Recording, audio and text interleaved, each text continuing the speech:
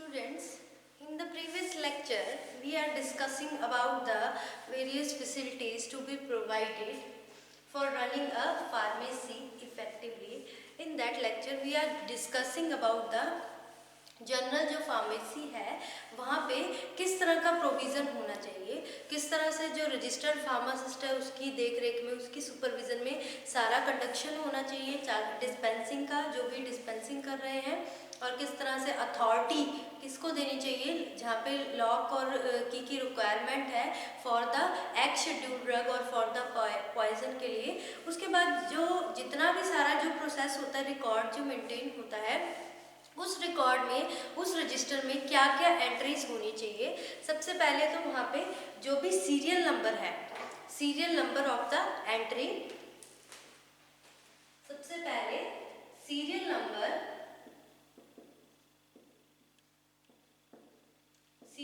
आ जाएगा। Then date of supply, कब उसको सप्लाई किया गया है, जो हमारी मेडिसिन है, जो भी हमारा डिस्पेंसिंग जिसकी करे उसको कब सप्लाई किया गया है। उसके बाद name and address of the prescriber, जिसने प्रिस्क्राइब किया है उसका name and address of prescriber. Then उसके बाद नेम और एड्रेस ऑफ द प्रिस्क्राइबर के बाद जिसको प्रिस्क्राइब किया गया है उस पेशेंट का नाम, और उसके बाद कितनी क्वांटिटी दी गई है, name and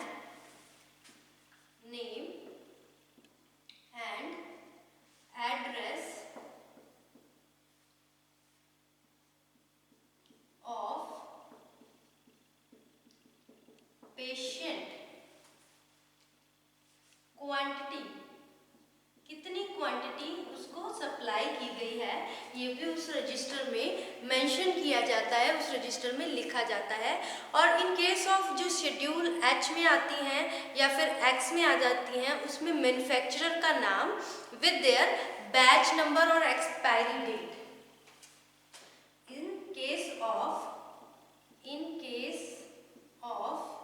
schedule X drugs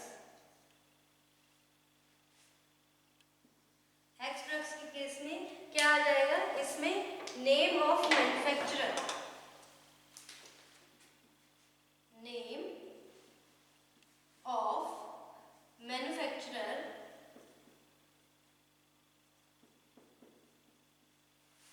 with manufacturer का नाम और उसकी एक्सपायरी डेट,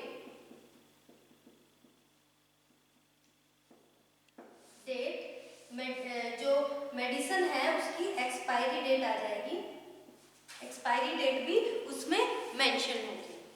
सो ये पार्टिकुलर्स होते हैं, और इसमें सिग्नेचर भी आ जाते हैं ऑफ द रजिस्टर्ड फार्मासिस्ट जिसकी सुपरविजन में जो मेडिसिन है वो सप्लाई की गई है। तो इसमें और क्या आ जाएगा, सिग्नेचर ऑफ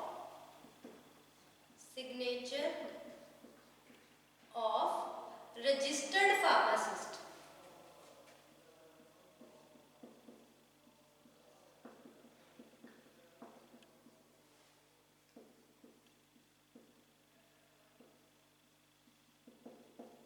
रजिस्टर्ड फार्मासिस्ट जिसकी सुपरविजन में क्या सप्लाई की गई है, मेडिसिन।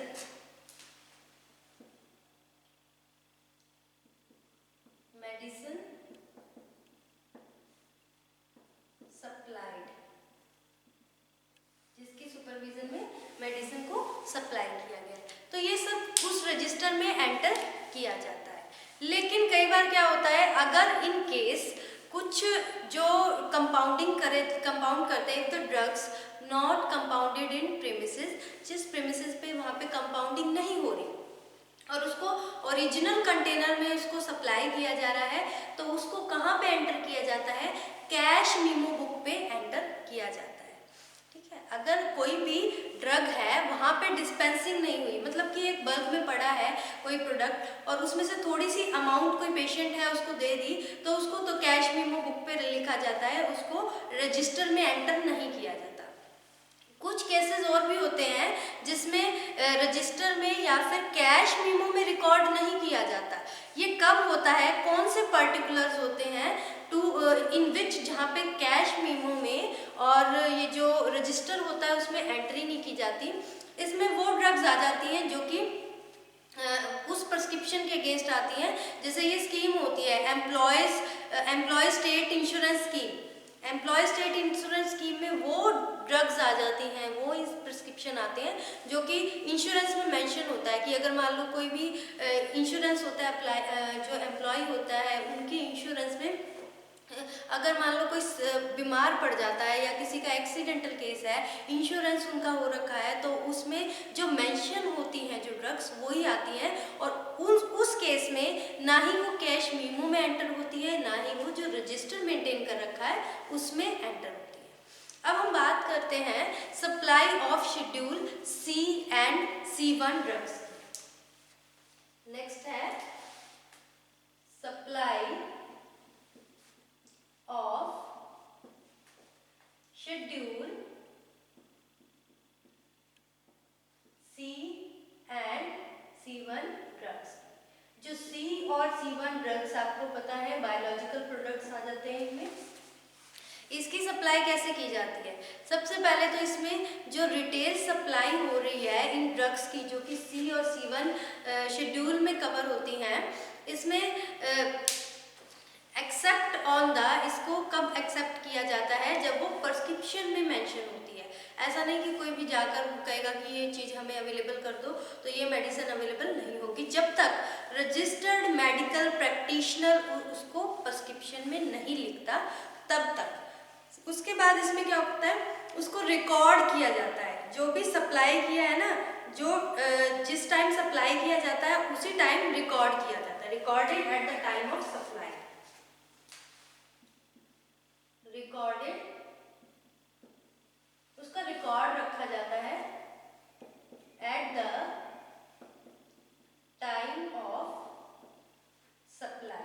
जब उसको सप्लाई किया गया है टू पेशेंट उसी टाइम उसको क्या किया जाता है, रिकॉर्ड कर लिया जाता है।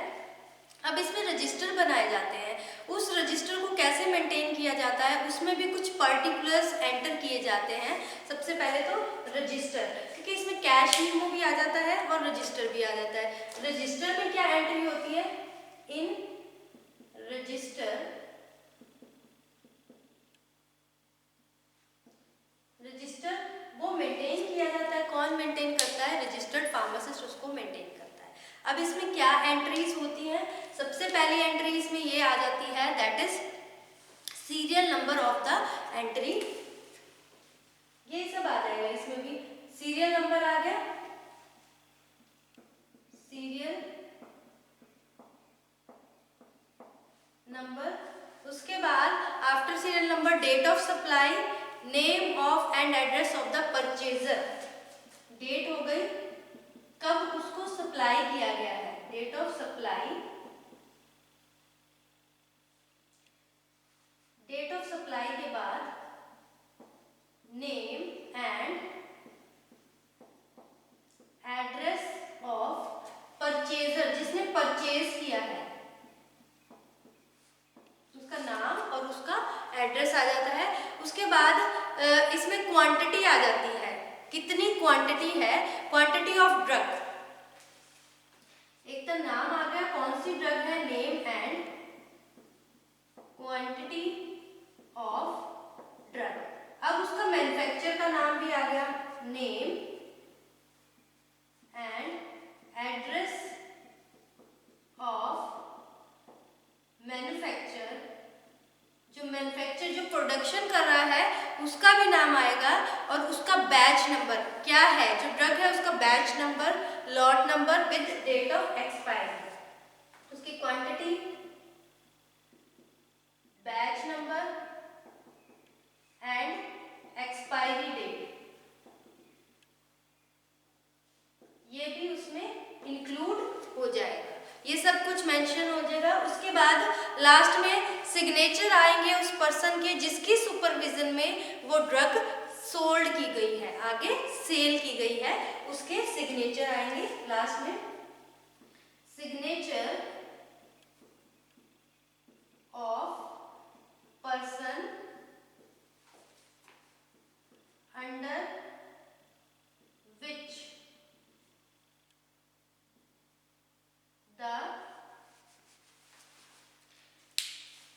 इसमें नाम आ जाएगा पर्सन का हु सुपरविजन,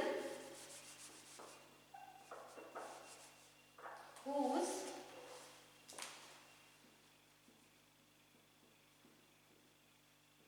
supervision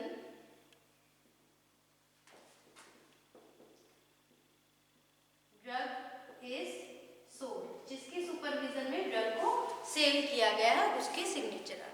ये तो हो गया हमारा रजिस्टर के अंदर। अगर हम बात करें कैश मीमो में, कैश मीमो में भी सारे पर्टिकुलर्स सेम आ जाएंगे। In the case of cash memo, in cash memo book, अब उसमें भी ये जो पर्टिकुलर्स हैं ये सब सेम आ जाएंगे, 1 2 3 4 5 6, इसमें ये सारे पार्टिकुलर्स जो सीरियल नंबर है ये सब सेम आ जाएंगे। बट इसमें ये आ जाएगा कि जो कैश मीमो है उसकी कार्बन कॉपी, एक जो लाइसेंसी यानी रजिस्टर्ड फार्मासिस्ट है जिसके पास लाइसेंसी है वो उसको मेंटेन करके रखेगा, उसकी कार्बन कॉपी होगी, ऐसा नहीं होगा। पर्टिकुलर्स इसके भी सारे सेम होंगे। ये तो हो गई शेड्यूल, जो ड्रग्स शेड्यूल सी और C1 में आ जाती हैं। उसके बाद नेक्स्ट हमारा आता है supply of drugs which comes under the schedule x. अब आपको पता है जो एक्स शेड्यूल की ड्रग है दैट आर नार्कोटिक्स आ जाती हैं, उसमें साइकोट्रोपिक्स ड्रग्स आ जाती हैं। तो उसकी सेल के लिए क्या प्रोविजन है आगे,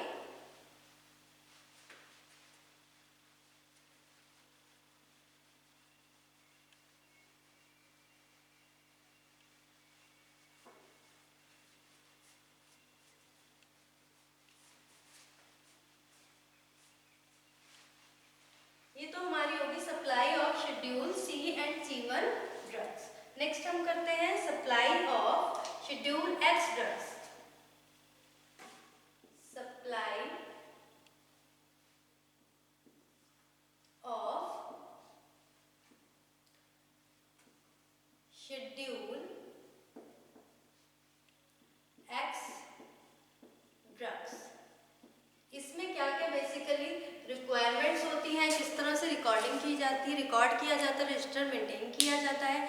इसमें क्या होता है, इसमें सबसे पहले तो कोई भी रजिस्टर्ड फार्मासिस्ट इसकी रिटेल पे सेल नहीं कर सकता जब तक प्रिस्क्रिप्शन में लिखा ना हो, RMP रजिस्टर्ड मेडिकल प्रैक्टिशनर के थ्रू रिटन ना हो, इसकी सेल नहीं कर सकता, क्योंकि इसमें सारी नार्कोटिक साइकोट्रोपिक ड्रग्स आ जाती हैं।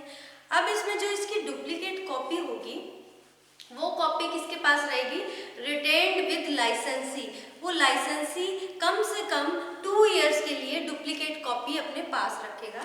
तो इसमें हम कह सकते हैं कि should not sell on retail except on prescription of RMP। जब तक RMP registered medical practitioner prescription में लिख कर नहीं देगा वो सेल नहीं कर सकता।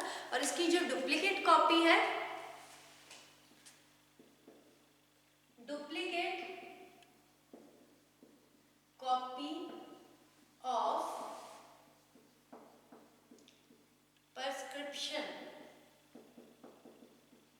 कौन रखेगा, डुप्लीकेट कॉपी प्रिस्क्रिप्शन लाइसेंसी रखेगा,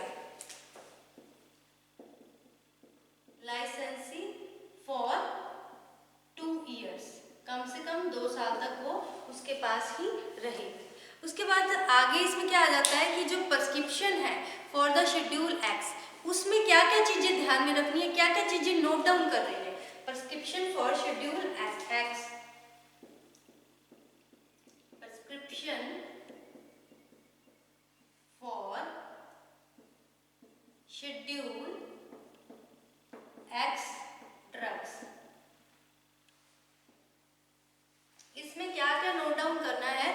सबसे पहले जो प्रिस्क्रिप्शन लिखा हुआ है वो जो मेडिकल रजिस्टर्ड मेडिकल प्रैक्टिशनर है उसकी राइटिंग में होना चाहिए और उसके साइन होने चाहिए और उस पर डेट भी मेंशन होनी चाहिए।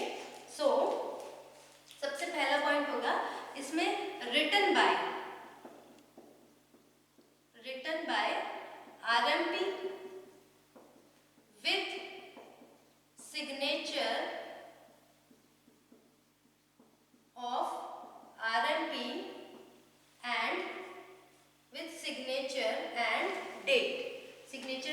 और क्या है, डेट भी मेंशन होनी चाहिए कि कब उसने वो प्रिस्क्रिप्शन लिखा है। सबसे पहले तो ये चीज उसको नोटिस करने की, ये लिखा है कि नहीं। उसके बाद specify the name and address of owner,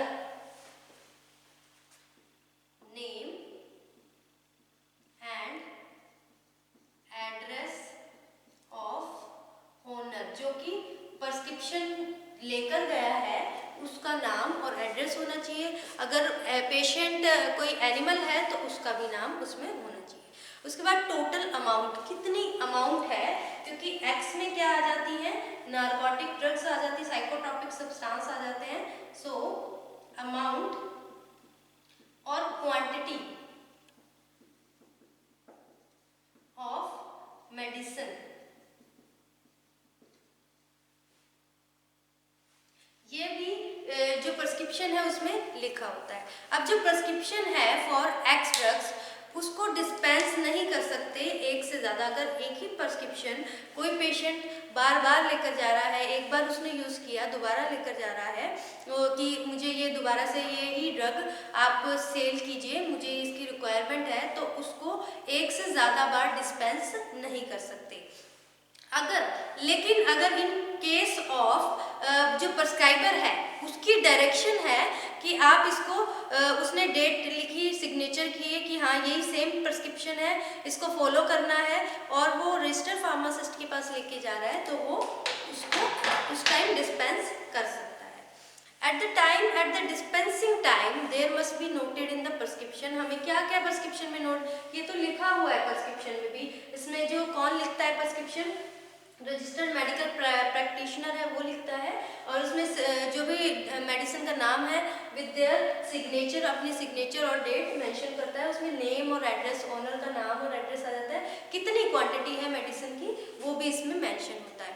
अब इसमें जो भी रजिस्टर्ड फार्मासिस्ट के पास अब पेशेंट है वो लेकर आया, तो उसमें क्या क्या चीज़ नोट की जाएगी। सबसे पहले प्रिस्क्राइबर जिसने वो ड्रग प्रिस्क्राइब की है उसका नाम है या नहीं है। उसके बाद नेम के बाद प्रिस्क्राइबर का जो जिसने सेल किया है उसका एड्रेस ऑफ द सेलर, ये भी चीज़ नोटिस करने वाली है। उसके बाद डेट ऑफ डिस्पेंसिंग, कब उसको डिस्पेंस किया गया है। सो ये सारे फैक्टर्स ये ध्यान में रखने वाले हैं। एक प्रिस्क्रिप्शन को जब हम देखते हैं उसमें ये सब चीज़ें मेंशन होनी चाहिए। अब बात करते हैं कि स्टोरेज की। अगर हम शेड्यूल एक्स ड्रग्स की बात करें, इसकी स्टोरेज की बात करें, तो इसको स्टोर किया जाता है इस तरह के कपबोर्ड्स में जहाँ पे लॉक और की का प्रोविज़न हो, क्योंकि ये ड्रग्स आ जाती हैं, साइकोट्रोपिक ड्रग्स आ जाती हैं, इसका मिसयूज़ ना हो, इसलिए इसको लॉक और की कपबोर्ड में इसको स्टोर किया जाता है। और इसको हैंडल कौन करता है, असेस कौन करता है, एक रिस्पॉन्सिबल पर्सन इसको हैंडल करता है। ऐसा नहीं कि कोई भी वर्कर है वो इसको उसकी की उसके पास है, नहीं, इसकी जो अथॉरिटी है एक रजिस्टर्ड फार्मासिस्ट को होती है, जो कि रिस्पॉन्सिबल होती है। एक पर्टिकुलर पर्सन है उसकी ड्यूटी लगा दी जाती है, वही रिस्पॉन्सिबल होता है, वो इसको हैंडल करता है। ऐसा नहीं कि हर तरह का पर्सन उसको हैंडल कर रहा है। उसके बाद इसमें क्या होता है, अब इसका जो रजिस्टर्ड जो भी रिकॉर्ड होता है, जो एक तो हमारी जो शेड्यूल सी और C1 ड्रग्स आ गई, इसको तो हम जिस रजिस्टर में मेंटेन कर रहे हैं, ठीक है, और उसको भी अगर उस रजिस्टर में मेंटेन कर रहे हैं तो उसके लिए सेपरेट पेजेस हैं, अलग अलग ड्रग्स के लिए अलग अलग पेजेस उसमें अलॉट कर रखे हैं। फिर उसके बाद इसमें पर्टिकुलर्स क्या क्या देखे जाते हैं, किस तरह के पर्टिकुलर्स की एंट्री की जाती है। इसमें वही पर्टिकुलर्स आते हैं, एक तो डेट ऑफ परचेज भी, कब उसको परचेज किया गया है, कितनी क्वांटिटी वो रिसीव की गई है। इसमें पर्टिकुलर जो हम एंट्री करते हैं कि जो शेड्यूल एक्स में ड्रग्स आ जाती हैं, तो उसमें आ जाता है सबसे पहले क्या क्या चीजें भी, कब वो परचेज की है, date of purchase,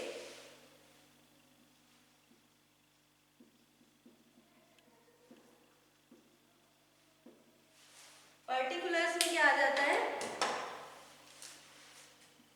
date of purchase, कब परचेज किया है उसको।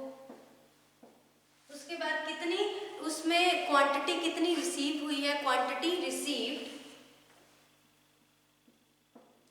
क्वांटिटी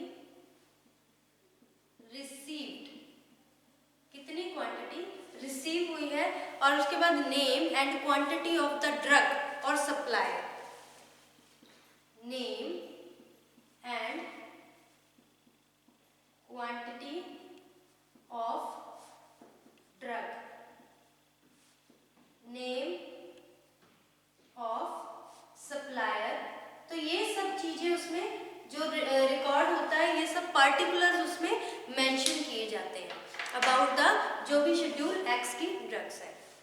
तो इसमें तो शेड्यूल एक्स की ड्रग्स हो गई। उसके बाद जो नेक्स्ट आ जाता है हमारा, अगर हम स्टोरेज बात करते हैं, स्टोरेज ऑफ वेटनरी प्रोडक्ट, जो वेटनरी यानी जो एनिमल्स के लिए यूज़ होती हैं, उसमें क्या होता है, उसके लिए अलग से कपबोर्ड बने हुए हैं, उनके अंदर उसको स्टोर करना है। और जब भी हम डिस्पेंसिंग करते हैं, डिस्पेंसिंग करते समय जो भी पब्लिक है उसका डिस्पेंसिंग एरिया के साथ कोई लिंक नहीं होना चाहिए, वो सेपरेट एरिया होना चाहिए। So this is about the various जो कि इसमें फैसिलिटीज़ हम डिस्कस कर रहे थे, which is to be provided to running the pharmacy efficiently. इसमें आगे आ जाता है कि किस तरह से अगर कुछ भी इस तरह ये जो भी जितने भी ड्रग एंड कॉस्मेटिक एक्ट के अकॉर्डिंग जो रिक्वायरमेंट थी वो फुलफिल नहीं करते तो उससे लाइसेंस कैंसिलेशन की भी एक क्राइटेरिया आता है कि लाइसेंस कैंसिल हो जाता है। तो वो हम इस टॉपिक को आगे कंटिन्यू करते हुए नेक्स्ट लेक्चर में स्टडी करेंगे, नेक्स्ट लेक्चर में डिस्कस करेंगे। So thank you students.